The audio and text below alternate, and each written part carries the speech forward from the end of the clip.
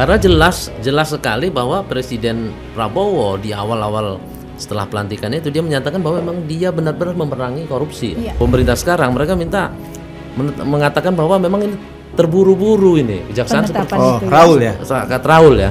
Setelah peradilan ini, apakah memang ada langkah Kejaksaan Agung untuk memanggil beberapa mantan Betul. Menteri Perdagangan sebelumnya? Karena memang ini seperti muatan juga yang diminta oleh kuasa hukum Tom Lembong. Betul. Jangan hanya Tom Lembong yang dijadikan tersangka atau dijadikan ya, tapi dia minta juga yang lain. Ini kebijakan tidak hanya diambil oleh satu orang menteri saja, Iya. tetapi banyak menteri. Makanya penasihat hukum Tom Lembong itu juga mengejar banget itu. Iya, Kalau logika ke hukum alasan. kejaksaan ini kita terima, seharusnya tidak hanya Tom Lembong. Betul.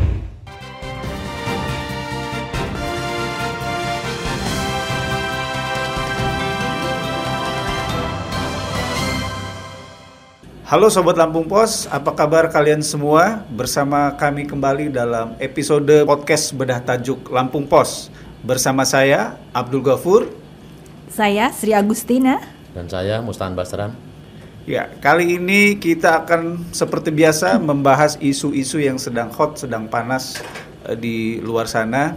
Dan untuk episode kali ini kita akan membahas tentang kelanjutan dari Tom Lembong dengan kasus dugaan korupsi impor berasnya. Dan kasus ini terus berlanjut dan yang paling seru adalah minggu kemarin sudah ada forum hearing dengar pendapat antara Komisi 3 DPR RI dengan Kejaksaan Agung. Dan luar biasa sekali dalam forum tersebut. Ya. Banyak sekali cecaran dari anggota Dewan kepada Kejaksaan Agung, dan itu akan kita bahas di dalam bedah tajuk kita pada hari ini. Jadi jangan kemana-mana, tonton bedah tajuk episode kali ini sampai habis. Namun sebelum itu kita ikuti terlebih dahulu video bedah editorial berikut ini. Berantas korupsi atau babat oposisi. Sidang pra-peradilan yang diajukan mantan Menteri Perdagangan Thomas Trikasi Lembong atau Tom Lembong di Pengadilan Negeri Jakarta Selatan menjadi sorotan tajam publik. Sebab ini bukan hanya sekadar perkara hukum, tetapi merupakan ujian besar bagi kredibilitas penegakan hukum di Indonesia.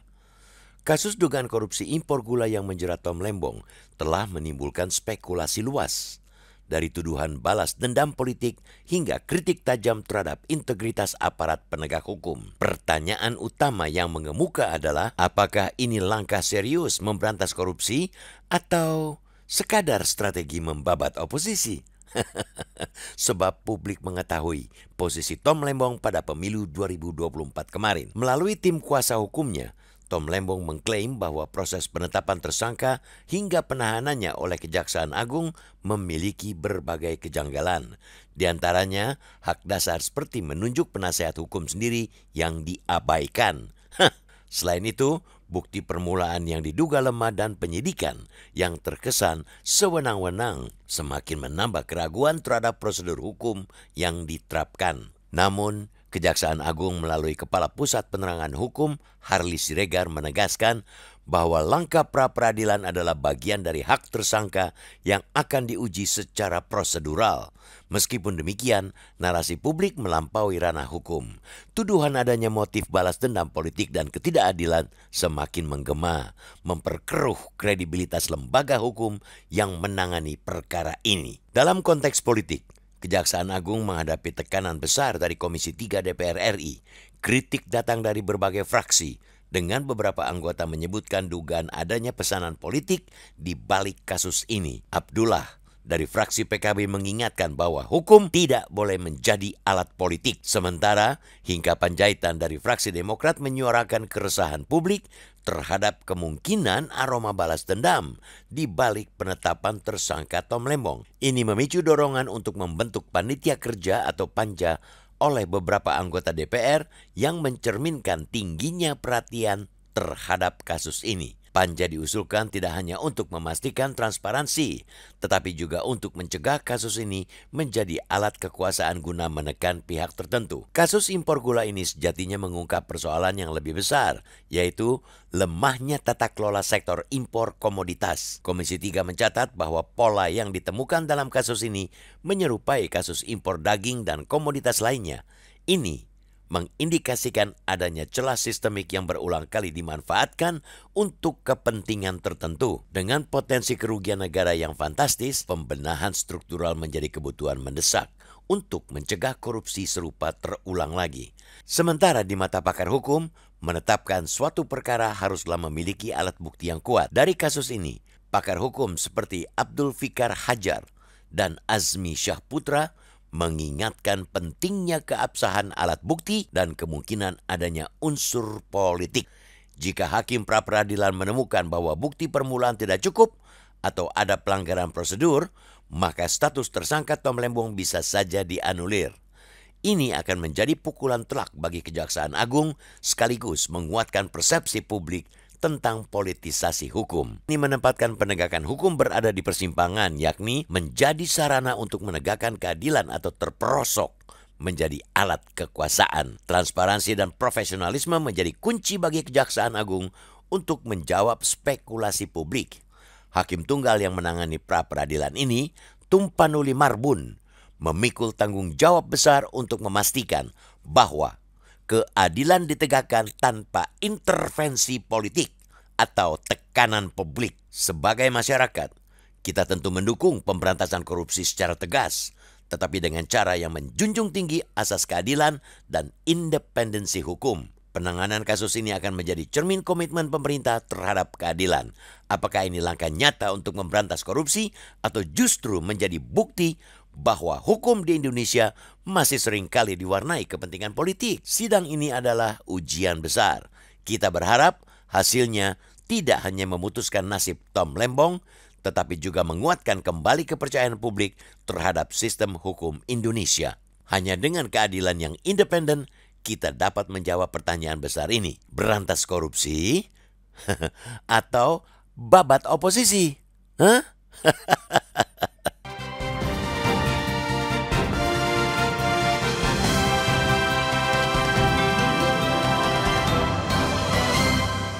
Baik, Ya. bedah tajuk kita kali ini sekali lagi kita bahas Bang Aan, Mbak Cici soal kasus Tom Lembong Ini ya. masih season 3. Season 3 ini. Ya, karena ini adalah kasus yang sudah memasuki pra-peradilan ya. Iya. Kemarin sidang perdana, hari ini Pra-peradilan. Selasa sidang keduanya. Nah itu. Ya. Artinya kan memang di sini orang masih ditunggu orang sebenarnya seperti apa sih kasus ini. Makanya kita buat season per season ini gitu. Iya. Sampai jelas bagaimana ini kasus ini. Ya, karena ini udah menjadi makanan publik ya. Betul. Publik ingin melihat seperti apa kasus ini sebenarnya. Dan tidak hanya publik yang mau makan. Iya. Ketika minggu kemarin ada RDP antara Komisi 3 Iya. dengan Kejaksaan Agung, Kejaksaan Agung. anggota Dewan makan semua kasus Betul. ini ya, mencecar semua Kejaksaan hampir Agung. semua fraksi di Komisi 3 ya Betul. mempertanyakan terkait dengan penetapan kasus tersangkanya Tom Lembong. Oke, sekarang kita bedah dulu, kita quote and quote dulu Iya. siapa-siapa yang berbicara pada forum itu. Mungkin Betul. cukup menarik untuk kita kutip dalam bedah tajuk kita kali ini. Kalau saya mencatat statementnya dari anggota Komisi 3 dari fraksi Partai Demokrat ya, Hinca Panjaitan, yang dalam forum itu dia dengan tegasnya menyatakan bahwa kami mendengar, memperhatikan aspirasi Aspirasi publik yang meragukan kasus Tom Lembong, penahanan dan penetapan tersangka Tom Lembong, bahkan ada indikasi ini adalah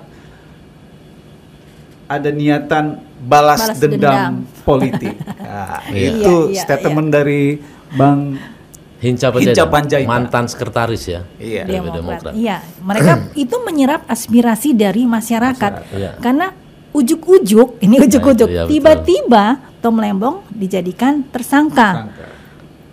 Bukti-buktinya tidak terlalu kuat, tetapi dia sudah ditahan. Ya, artinya anggota dewan ini cukup mendengar apa Betul. yang disampaikan kepada publik. Itu sebabnya ya, makanya anggota fraksi Gerindra ini ya, ini fraksinya partai pemerintah nih. Iya. Ini mereka juga khawatir nih kalau ini bakal meruntuhkan wibawa pemerintah sekarang. Mereka minta mengatakan bahwa memang ini terburu-buru ini kejaksaan seperti Penetapan itu Raul ya. Sakat Raul ya, si Muhammad Raul. Itu memang dia terburu-buru gitu. Maka Tom Lembong itu dijadikan tersangka, kemudian kasus ini langsung ke penyidikan seperti itu. Iya. Padahal kejaksaan belum bisa mengungkap dengan Bukti-buktinya terang belum benderang, jelas ya. terang Nah, benderang alat gitu ya. buktinya belum lengkap, masih terus dicari dan Betul. ini masih diproses.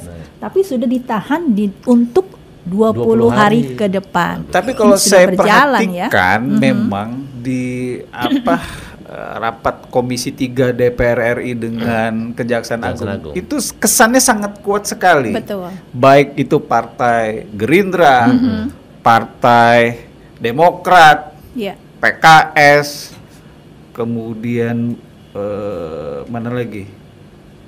Ya banyak lah ya. PKB. Betul. PKB ya hampir sebagian besar semuanya menyuarakan bahwa jangan sampai ini opini yang terbangun adalah politik kekuasaan, Betul. di mana Iya. kekuasaan itu dijadikan alat untuk ya menumbangkan oposisi dan lawan-lawan politiknya. Iya. Itu kan sangat jelas sekali disampaikan Sangat kentara, hampir ya. baik dari semua fraksi, karena kan semua fraksi yang ada di DPR ini adalah sebagian besar kecuali PDI Betul. adalah Iya.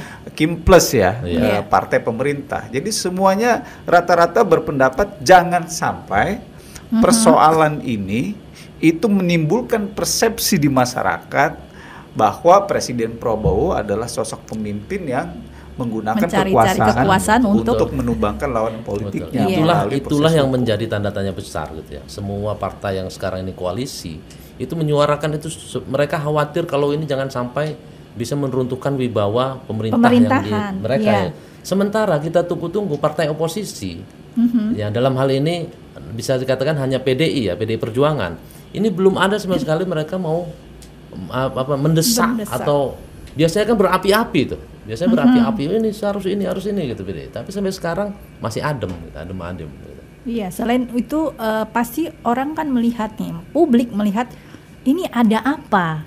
Nah, kalau dari Komisi 3 yang multipartai, Betul. multifraksi itu sudah menyuarakan di luar oposisi ya. Iya.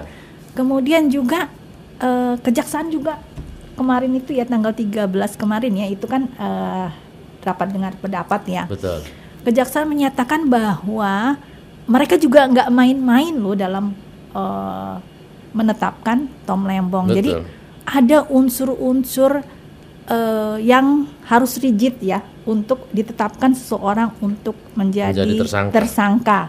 Walaupun dalam perjalanannya ternyata banyak ketidaksesuaian seperti alat buktinya belum cukup, kemudian tidak ada aliran dana. Karena kalau namanya proses korupsi pasti ada aliran dana yang masuk. Kemudian juga secara administrasi ketika ditetapkan menjadi tersangka Tom Lembong tidak diberikan izin atau tidak diberikan kesempatan untuk pendampingan dari kuasa hukum. Nah, ini kan ada beberapa hal yang membuat orang menjadi bertanya-tanya. Tapi Kejaksaan Agung tetap berkilah bahwa ini juga mereka atas dasar tidak ada unsur politik. Itulah memang yang ditekankan oleh Nasir Jamil dari fraksi PKS. Dia mempertanyakan kenapa kasus ini hanya fokus kepada satu sosok. Betul. Gitu. Tom Lembong. Artinya taruhlah kita kita asumsikan bahwa Kejaksaan memang punya dua alat bukti yang sangat kuat untuk mengangkat kasus ini dengan konstruksi logika hukum. Ada kebijakan yang disalahgunakan, kemudian karena kebijakan yang disalahgunakan itu mengakibatkan menguntungkan orang lain secara tidak secara tidak wajar sehingga merugikan negara. Oke, mungkin kita anggaplah konstruksi logika hukumnya udah benar. Itu, betul. Tetapi pertanyaan selanjutnya adalah, kalau memang seperti itu logikanya, kenapa hanya Tom Lembong? Hanya Tom Lembong. Padahal ada tidak beberapa menteri yang lain kan? Terlebih dahulu lah ya, paling tidak memeriksa menteri-menteri lain yang mungkin punya pola kebijakan yang serupa. Karena Tom Lembong melanjutkan kan? Betul. Itulah yang menjadi concern dari publik. Sehingga opini adanya tebang pilih itu menjadi sangat betul. Makanya itu kata saya juga di RDP kemarin itu, ngapa yang mencuat itu memang ternyata dari anggota DPR RI dari partai-partai koalisi yang tampaknya yang belum pernah menempatkan menteri dari partainya di situ gitu. Kita masih nunggu nih, ada Golkar, PAN, ya. Kemudian tanda kutip Nasdem satu gitu. Nah, itu memang kita menunggu pernyataan apa sih gitu. Nah, satu lagi PDI Perjuangan ternyata Rieke Diah Pitaloka hanya terkejut dengan adanya kasus ini. Hanya terkejut gitu loh. Hanya terkejut ya. Karena Pak Tom Lembong pada saat naik itu memang Presiden Jokowi itu memang benar-benar masih digendong-gendong sama PDI Perjuangan gitu. Ya, kalau kita tarik secara garis besarnya, paling tidak ada dua pokok persoalan nih dalam kasus Tom Lembong. Yang pertama adalah soal itu tadi konstruksi hukumnya dan proses penetapannya. Itulah makanya ada proses yang namanya pra peradilan, ya kan? Dimana kalau kita lihat dari pengacaranya itu, Bang Zaid itu menyatakan bahwa ini Kejaksaan Agung salah alamat. Seharusnya ini adalah persoalan perdata tata usaha tata negara kebijakan, tidak ada unsur pidananya. Betul. Satu itu. Yang kedua, ini kebijakan tidak hanya diambil oleh satu orang menteri saja, tetapi banyak menteri. Makanya penasihat hukum Tom Lembong itu juga mengejar banget itu. Kalau logika hukum kejaksaan ini kita terima, seharusnya tidak hanya Tom Lembong, tetapi menteri-menteri yang lain yang punya kebijakan sama serupa, bahkan mungkin komoditasnya beda, ya kan, bawang putih, ada daging, beras dan lain sebagainya, sawit, itu juga sepatutnya untuk diperiksa dan dimintai keterangan. Belum jadi tersangka dan lain sebagainya, paling tidak diperiksa dan dimintai keterangannya, gitu kan. Inilah dua persoalan yang sebenarnya menjadi pusaran dari kasus Tom Lembong ini. Ya, memang nantinya itu kan, karena ini adalah masih dalam proses pra peradilan ya. Proses peradilan itu kan memang untuk memberikan apakah penetapan tersangka ini sah atau tidaknya. Apakah ini memang masuk ke pidana atau masuk ke hukum tata negara perdata artinya kan. Nah, kita lihat dalam 7 hari ke depan, karena biasanya para peradilan itu hanya 7 hari. Setelah itu akan ditetapkan. Tapi apakah khusus untuk kasus tersangkanya. Sementara untuk proses prosedural dan lainnya tetap dilakukan sesuai dengan ketika dia dimasuk ke dalam pengadilan. Atau ke SP3 atau kan gitu ya, atau memang kurang bahan dikembalikan gitu loh. Misalnya P19 gitu, kurang bukti nih, harus diperbaiki sama tim penyidik ke penuntut gitu. Atau P21 gitu, P21 yang lengkap gitu. Atau P22 yaitu SP3 gitu.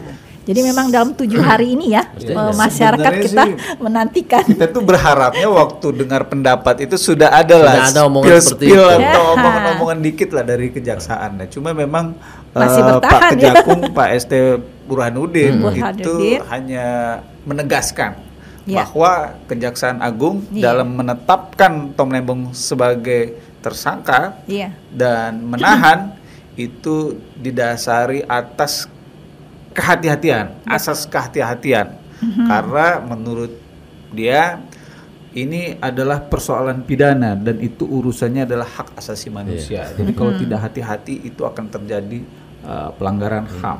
Yang pertama seperti itu. Yang kedua, ini juga disampaikan nih sama Pak Kejagung nih di rapat dengar. Dia bersumpah bahwa proses yang terjadi terhadap saudara Tom Lembong itu adalah murni wilayah yuridis yang itu memang merupakan wilayah dari Kejaksaan Agung.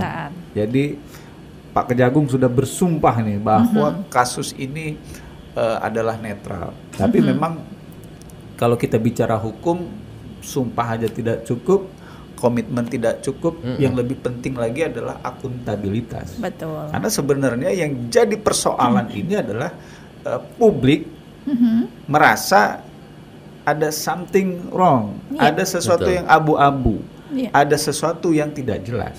Nah, sesuatu yang abu-abu, tidak jelas dan lain sebagainya ini ya salah satu sebabnya karena dari awal ini tidak dijabarkan secara terang benderang. Dan hebatnya Jaksa Agung itu meski di depan wakil rakyat, dia tidak menjelaskan secara gamblang gitu ya. Dia menjelaskan ini benar-benar menurut prosedural, tidak kehati-hatian, tidak bermuatan politis. Tidak ada kata-kata dia yang menjelaskan bahwa ini loh kami sudah diperiksa kami punya ini kan sudah ada anggota dewan yang mendesak kan, Pak dibuka saja gitu. Iya kan gitu kan ya. Mungkin ya kita tidak tahu ya apakah ini bagian dari strategi supaya mungkin semuanya baru dibuka di pra-peradilan hari ini. Betul. Kita tidak tahu strateginya apa, tapi yang jelas paling tidak dari kasus Tom Lembong ini kan kita memaknai bahwa ekspektasi harapan publik terhadap pemerintahan saat ini tuh luar biasa tinggi.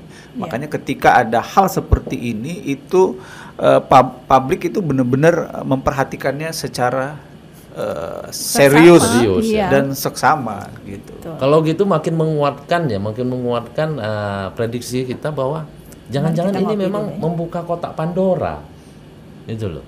Begitu nanti nanti pra-peradilan kalah Tom Lembong, pergi ke pengadilan, itu dibuka secara terang benderang siapa-siapa, menteri sebelumnya, menteri setelah itu. Ini benar-benar jadi hanya pancingan kejaksaan, atau bahkan jangan-jangan seperti obrolan kita minggu lalu, Tom Lembongnya sendiri kecil atau jangan-jangan bebas dari tuntutan ini, bahkan meloncat ke yang lain. Jadi jadi seperti umpan. Betul. Ya. Karena ada beberapa yang sudah merapat. Statement ke Solo. Pak Mahfud MD bakal viral lagi. Betul. Karena ketika kan Pak Mahfud memang gitu sudah menyatakan kan. Dia juga mempertanyakan, artinya apa? Sebagai pakar hukum mungkin Pak Mahfud sudah merasa punya opini, punya penilaian bahwa pasti Kejagung itu sudah punya alat bukti yang cukup. Cuma pertanyaan beliau adalah kenapa kasus ini dimulai dari seorang Tom Lembong yang terjauh? Kenapa tidak dari titik yang terjauh dan terkecil? Yang terkecil kalau dari sisi jumlah impornya nilai impornya itu. Kalau kita mengedepankan asas bahwa pemberantasan korupsi itu tidak boleh tebang pilih atau hanya digunakan sebagai alat kekuasaan untuk mengendalikan oposisi, maka ya semua orang harus paling tidak diperiksa dulu. Kita lihat saja nanti. Setelah peradilan ini, apakah memang ada langkah Kejaksaan Agung untuk memanggil beberapa mantan Menteri Perdagangan sebelumnya, karena memang ini seperti muatan juga yang diminta oleh kuasa hukum Tom Lembong.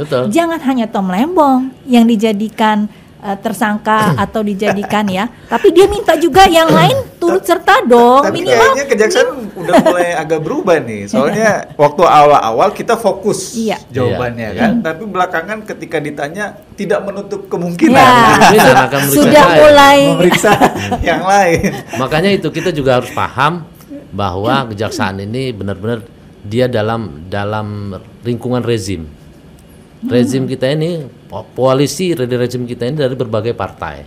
Dan Menteri Perdagangan selain Tom Lembong itu memang orang-orang partai. Betul. Nah itu yang jadi kekhawatiran. Jadi kita tunggu aja mungkin ini gimana seperti nanti apa hasilnya, gitu. Cuma yang jelas sekali lagi kita berharap bahwa kalau memang benar ini adalah kasus pidana, kasus hukum, itu tadi tidak boleh tebang pilih. Harus benar. Paling tidak diperiksa dulu semuanya, satu-satu diperiksa.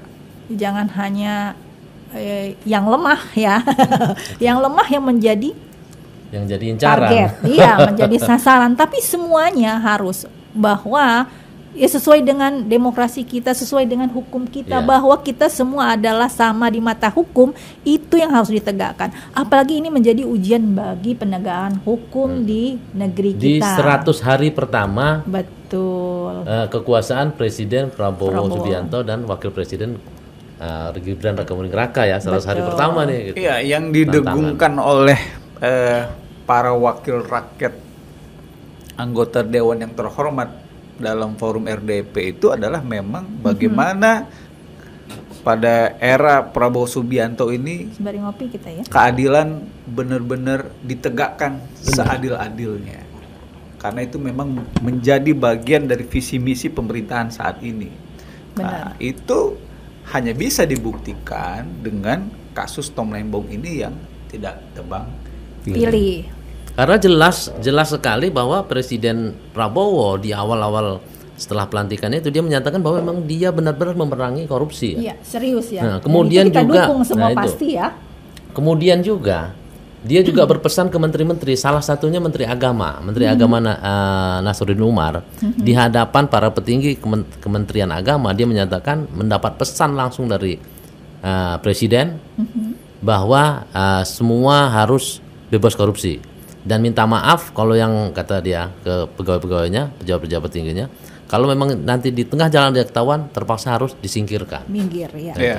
Kalau kita lihat, kalau kita lihat lagi nih ke belakang, ya di mana proses pembekalan di Hambalang, kemudian retret di Magelang, itu kan ada tema-tema pengelolaan keuangan negara dan pemberantasan korupsi. Artinya memang dari awal starting point yang pengen dilakukan oleh Presiden Prabowo Subianto adalah kabinet ini bisa benar-benar merah putih. Benar. Kabinet merah putih itu adalah kabinet yang bekerja untuk kesejahteraan rakyat, menempatkan kepentingan rakyat, kepentingan merah putih, kepentingan bersama itu di atas kepentingan golongan, kepentingan partai politik. Nah, kira-kira ya gimana nih? Makomnya para menteri udah pada sampai situ. Harusnya bisa sama ya. Iramanya harusnya mengikuti. Iramanya harus beriringan sesuai dengan harapan dari Pak Presiden. Ya, apalagi kan menteri-menteri ini memang diminta untuk membantu Presiden dalam menjalankan tugasnya. Ya, sekali lagi dalam pemberantasan korupsi. Kita appreciate lah Kejaksaan Agung berani mengungkap berbagai kasus ya di level nasional maupun di level daerah juga banyak kasus-kasus itu yang diungkap oleh Kejaksaan dan itu nilainya tidak kecil ya, cukup besar. Cuma ada hal yang memang harus diperhatikan oleh Kejaksaan. Bagaimana opini publik terhadap Kejaksaan dari kasus-kasus yang sebelumnya itu memang sudah terungkap ke publik, tetapi endingnya menggantung lah, kalau bahasa anak zaman sekarang itu kentang gitu. Mentah jadinya ya. Jadi selain Kejaksaan itu punya semangat yang membara, semangat yang menyala dengan mengungkap kasus, ya proses penyelesaian, persidangan itu juga harus sama semangatnya gitu. Jangan sampai ada yang bolak-balik dipanggil tetapi tidak ada juntrungannya, mengambang, menggantung seperti itu. Sama juga seperti ini Kejaksaan Agung yang kemarin sempat mendapat nilai plus ya pada saat pengungkapan kasus timah. Itu di mana Jaksa Agung muda pidana khusus itu diikuti oleh salah satu oknum aparat di mata-matai, itu kan udah jadi nilai plus. Ini harus dikembalikan lagi nih gitu, jangan sampai main-main lagi citranya itu ya. Oke, baiklah pemirsa podcast Bedah Tajuk Lampung Pos, tidak terasa 30 menit sudah kita berdiskusi tentang kasus Tom Lembong. Sepertinya cepat sekali ya. Akan lanjutkan lagi kasus ini di episode mendatang. Terima kasih atas perhatiannya. Jangan lupa untuk subscribe channel YouTube Lampung Pos Update dan menyalakan lonceng agar tidak tertinggal informasi dari kami. Jangan lupa pencet jempolnya, ada like di situ juga untuk program di media Lampung Pos Group. Jangan lupa baca Harian Umum Lampung Pos. baca lampos.co, kemudian lampungpos.id, dengarkan saya 100 FM, radio saya 100 FM, kemudian Metro TV saksikan Metro TV Lampung. Sobat Lampung Pos juga jangan sungkan untuk memberikan komentarnya, aspirasinya baik terhadap tema yang kita bahas pada hari ini atau juga bisa mengusulkan tema-tema bedah tajuk untuk episode selanjutnya. Sampai jumpa di episode berikutnya.